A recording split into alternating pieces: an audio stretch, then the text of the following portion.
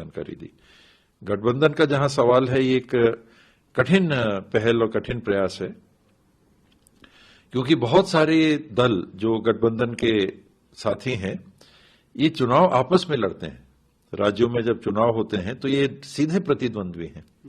आप बंगाल में देखेंगे तो 4 अगर प्रमुख पार्टियां हैं, टीएमसी हो गई, कांग्रेस हो गई, बीजेपी हो गई, लेफ्ट पार्टीज हो गए, ये चारों पूरी मजबूती से चुनाव में भाग लेते हैं, लड़ते हैं। अब 3 इसमें से साथ आना चाह रहे हैं, लेफ्ट फ्रंट है, कांग्रेस है और टीएमसी है, तो स्वाभाविक है कि दिक्कत जाएगी। कार्यकर्ता लेवल पे यहां जहां आमना सामना होता है, वहां उनको सब एक मंच में लाना बहुत कठिन होता है, और उसी की प्रोसेस। ऐसे ही पंजाब में आप देखेंगे तो वही हाल है। वहां कांग्रेस है, अकाली है, आम आदमी पार्टी की सरकार है, अकाली के साथ बीजेपी वहां छोटे पार्टनर हैं, लेकिन बीजेपी है। तो ये 4 में से 3 अगर एक आना चाहेंगे साथ में, और चुनाव राज में एक साथ एक दूसरे के खिलाफ पूरी दृढ़ता से लड़ते हैं, तो दिक्कत होती है। यूपी में है, सपा है, बसपा है, कांग्रेस है, भाजपा है, पूरे दमखम से चुनाव विधानसभा का लड़ते हैं एक दूसरे के खिलाफ। और भी दल हैं, अब साथ आने की बात है, तो आसान नहीं रहता है।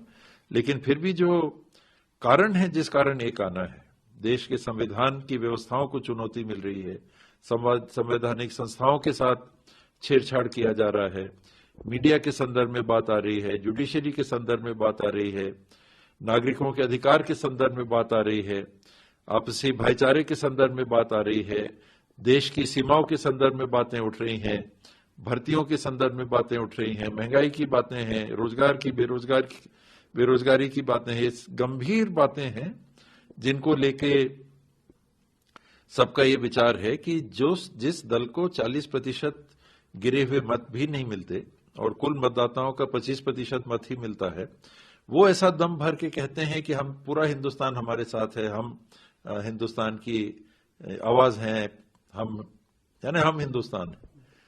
जबकि मतदाताओं का 25%, कुल मतदाताओं का 25% वोट नहीं मिलता, गिरे हुए मतों का 36-38% वोट उनको मिलता है, और वो सत्ता में है। तो इन परिस्थितियों में जहां इस प्रकार की बातें और भिन्न भिन्न मतों के लोग जब कहने लगते हैं इस बात को, पुराने सेना के जनरल हमारे हैं, उनकी कुछ बातें आ रही हैं, उनकी लेखनी तक को रोक दिया गया है।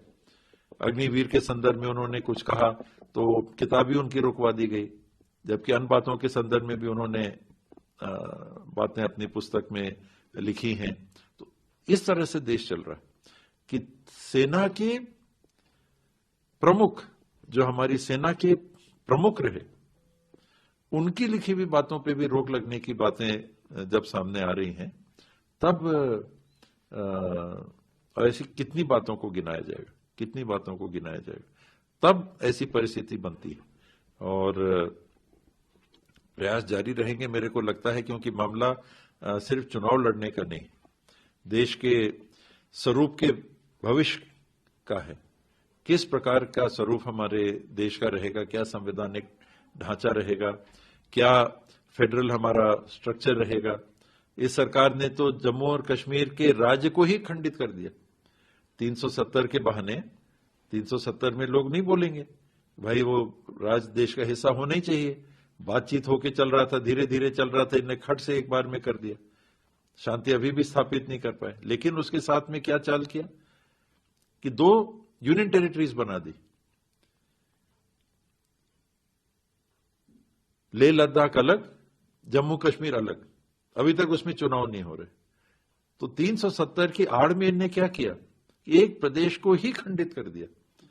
ऐसी बातें, अनेकों बातें पूरे देश में आपको देखने को मिलेंगी, अलग अलग जगह अलग अलग बातें, कितनी बातों को गिनाया जाए। लेकिन ऐसी जब परिस्थितियां हैं, तब ये विचार सामने आते हैं कि ये गंभीर गलतियां हो रही हैं, गंभीर गलत रास्ते में चलने की बात अब सामने आ रही है, बहुत ज्यादा गंभीर परिस्थितियां बन रही। तो ये जो पहल है, ये सिर्फ चुनाव में किसको कितनी सीट वाली बात नहीं है, और बड़ी बात है। तो जरूर इसमें विचार होगा, पुनर्विचार होगा, और गंभीरता से एक मजबूत विकल्प के रूप में ये गठबंधन सामने आएगा। मुझे